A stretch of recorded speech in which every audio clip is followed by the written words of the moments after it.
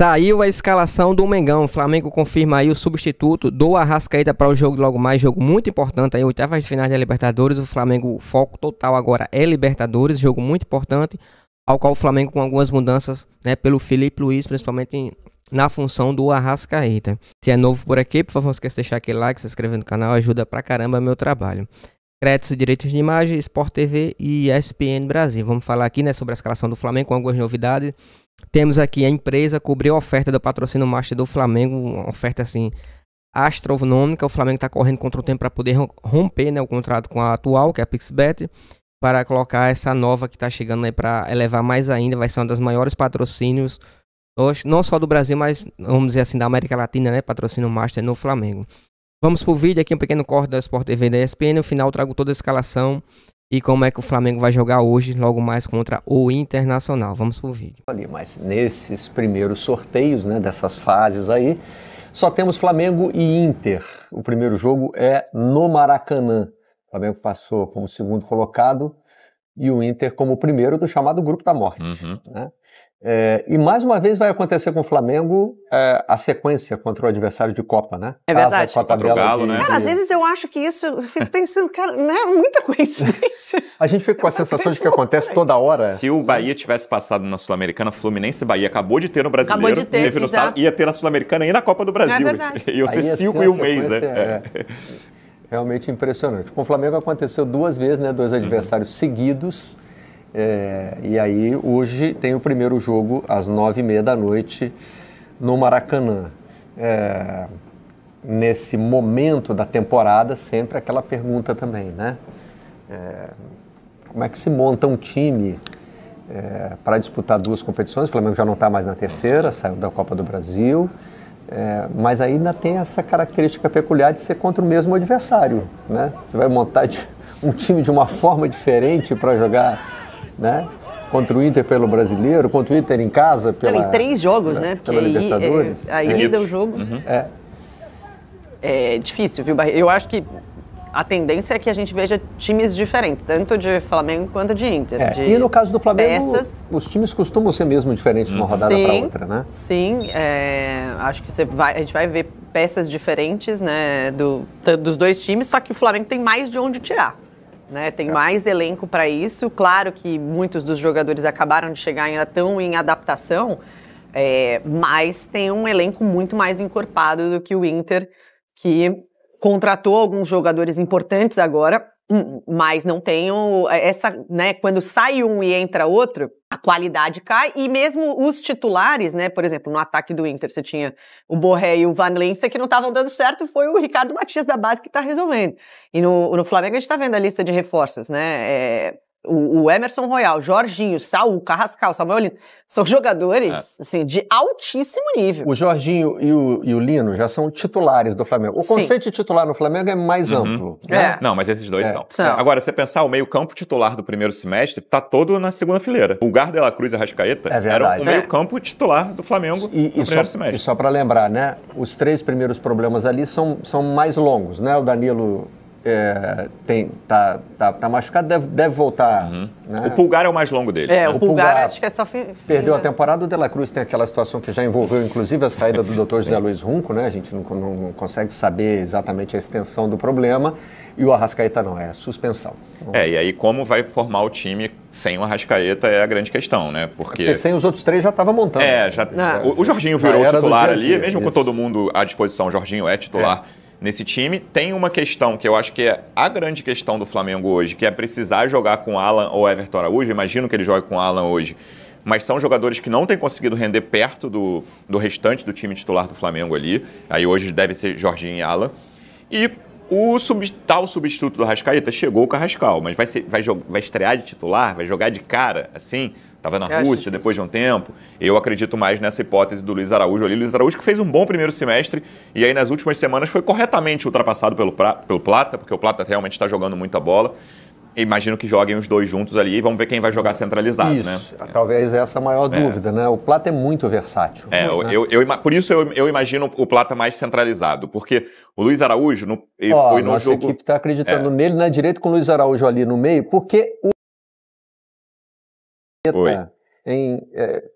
Durante o jogo. Foi no jogo de ida contra o Galo, quase certeza que o Flamengo perdeu no Maracanã, que o Felipe Luiz coloca o Luiz Araújo na esquerda. E aí tem uma pergunta que até do Thiago Lima, setorista do GE aqui da coletiva depois do jogo, ele pergunta, o Luiz Araújo não rendeu bem na esquerda? Ele falou, o Luiz Araújo, eu imagino que os melhores momentos dele, ele Felipe, né, sejam pela direita. Eu acho que essa resposta que me condiciona a achar que o Plata vai jogar centralizado hoje. Bom, e vamos aproveitar esses dois campinhos para chamar o Diogo Olivier para participar desse papo, porque o nosso campinho não tem carinhas dobradas ali, Diogo. Né? Quando a gente está na dúvida, né, a gente bota as carinhas dobradas e os nomes um embaixo do outro ali. No Flamengo, lateral direita e meio campo, quem vai ser o substituto a posição ali de primeiro volante. Acho que o Alan joga, a lateral eu tenho mais dúvida. No meio eu vou ficar surpreso se for o Everton Araújo, na lateral direita eu não vou ficar surpreso com nada.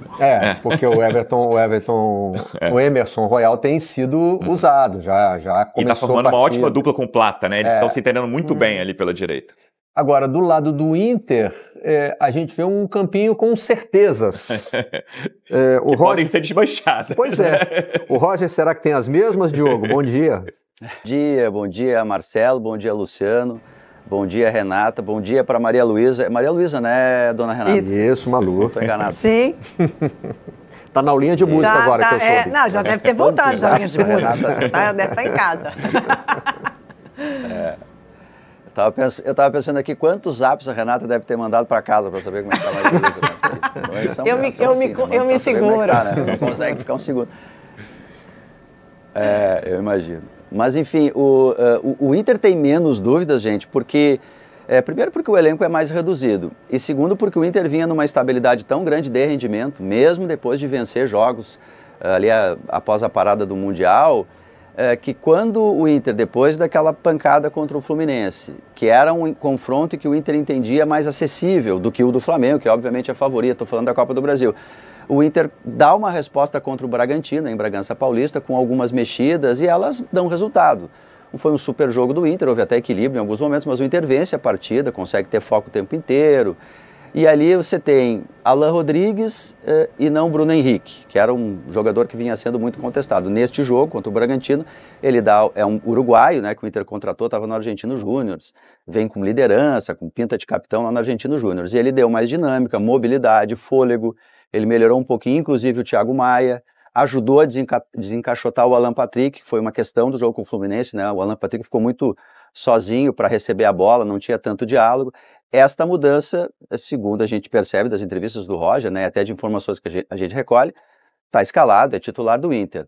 O Borré, pelo lado direito, resolve dois problemas do Roger, porque o Roger perdeu o Carboneiro lesionado, que é fazedor de gols. E aí, Tabata na direita, ali na linha de 3 atrás do centroavante, além de jogar um pouco mais para dentro, como foi contra o Bragantino, e também tirar o Alan Patrick daquele isolamento, devolve o Wesley para o lado esquerdo. O Wesley foi assim que no ano passado ele foi o artilheiro do Inter, não vinha sendo pelo lado direito porque o Carboneiro tomou conta do lugar. Esta é outra mexida. E por fim, o Ricardo Matias, essa é a mais emblemática de todas, né? Como a Renata acabou de referir, porque o Inter fez um investimento incrível para trazer Valência e depois Borré como ponta de lança de um time diferente para competir com os tubarões do futebol brasileiro. E aí na hora decisiva o campo desescalou esses jogadores, né? O Ricardo Matias, ele entra contra o Nacional de Montevidéu, o Inter fora da zona de classificação, tendo que vencer o jogo, e gol. Depois ele entra de novo contra o Mirassol, e estava perdendo em casa, faz um gol e evita que o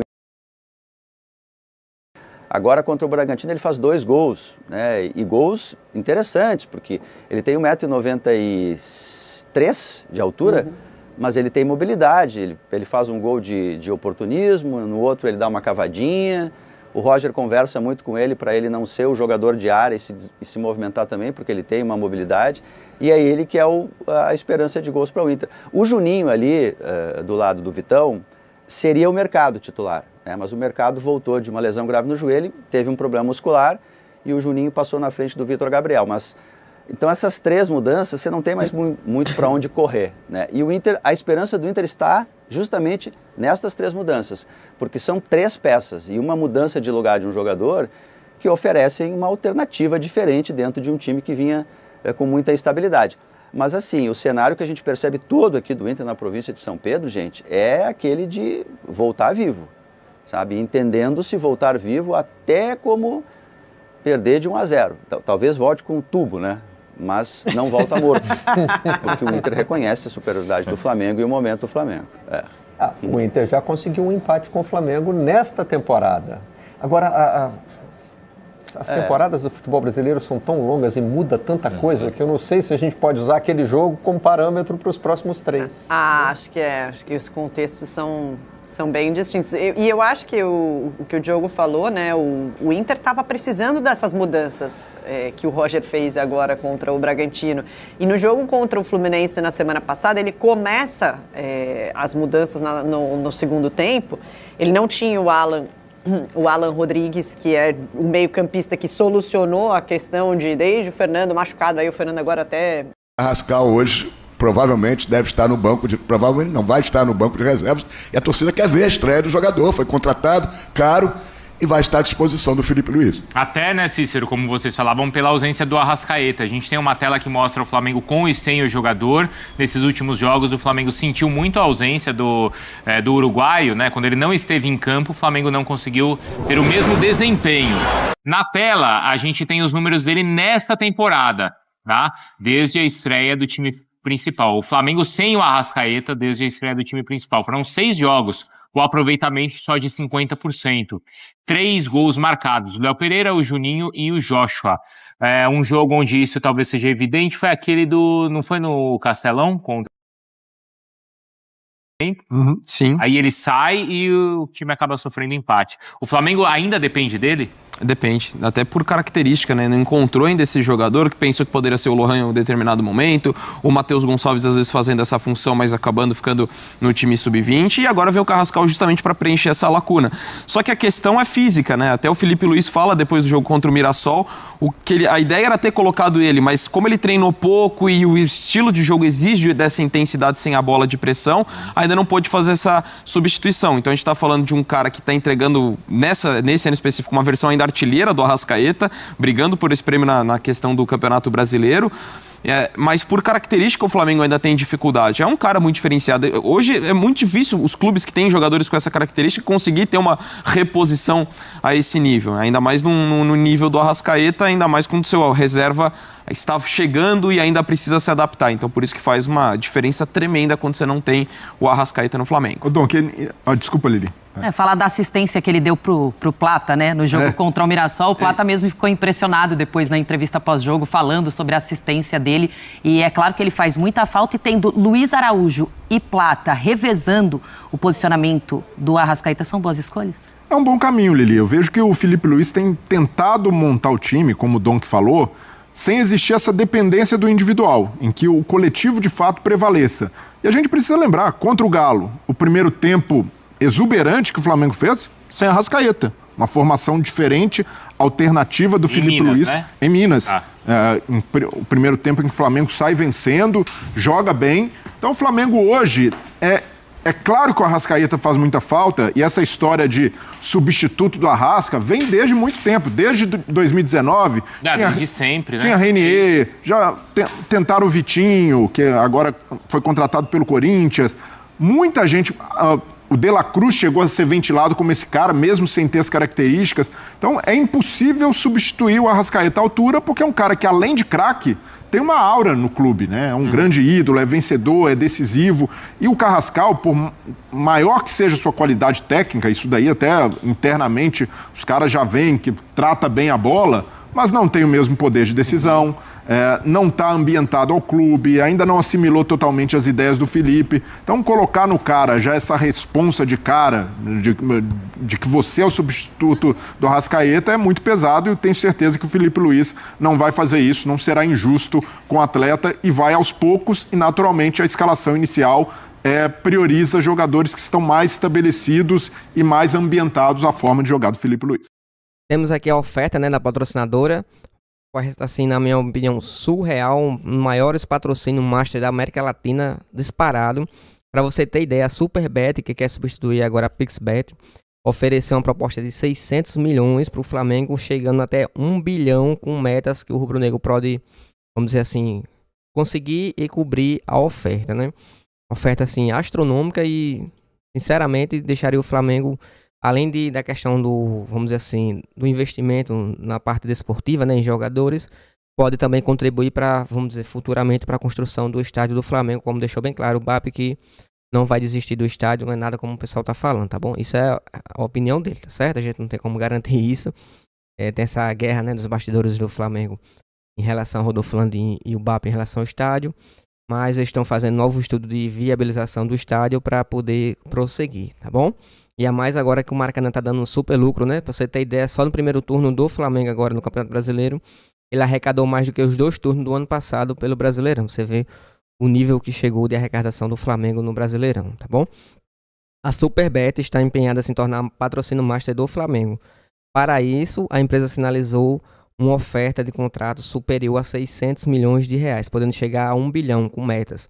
O rubro-negro, diante das quantias, se tornaria o time com maior vencimentos do Brasil. Eu não diria só do Brasil, mas também da América Latina, né? A gente sabe que tem outros patrocínios, mas da forma que é, patrocínio master assim, absurdo, tá bom? O Flamengo está trocando uma patrocinadora master. Atualmente o Flamengo tem a PixBet como patrocinadora master. Dessa forma, antes de aceitar qualquer oferta, o Flamengo deve comunicar à empresa que tem vínculo vigente. Com isso, a instituição deve definir ou cobrir a proposta possível, né? O Flamengo vai levar a proposta até a PixBet, ver se elas cobrem a oferta. Se cobrir, beleza, o Flamengo mantém a patrocinadora oficial, né? A PixBet. Caso não mantenha, o Flamengo vai... Vamos ver como é que fica essa questão da multa, né? Contratual e tudo mais, para poder romper contrato com a atual patrocinadora e aceitar essa nova patrocinadora que é a Superbet. Mas, de qualquer forma, só quem sai lucrando com isso é o Flamengo. Mas coloca aí nos comentários a opinião de vocês. Como vocês viram aí na escalação, né? O Flamengo já está escalado aqui. Deixa eu pegar aqui a escalação para vocês. Vocês viram aí tanto na Sport TV como na ESPN a escalação do Mengão. Mas só recapitular aqui. Teve algumas mudanças. Goleiro Rossi, Varela, o Royal, né? Mas provavelmente seja Varela. O Royal entra em segundo tempo. Como eu falei, o Royal ainda tá em questão de adaptação, tá em questão de ritmo, não tá ainda no seu ápice físico. Por isso, o Flamengo vai entrar com Varela e depois, no segundo tempo, o Royal. Léo Ortiz e Léo Pereira, Alexandro, Jorginho e Alan. Tem a dúvida entre Alan e Everton Araújo. Eu creio, opinião minha, tá bom? Eu acredito que seja Jorginho e Everton Araújo. Mas na escalação oficial tá Jorginho e Alan.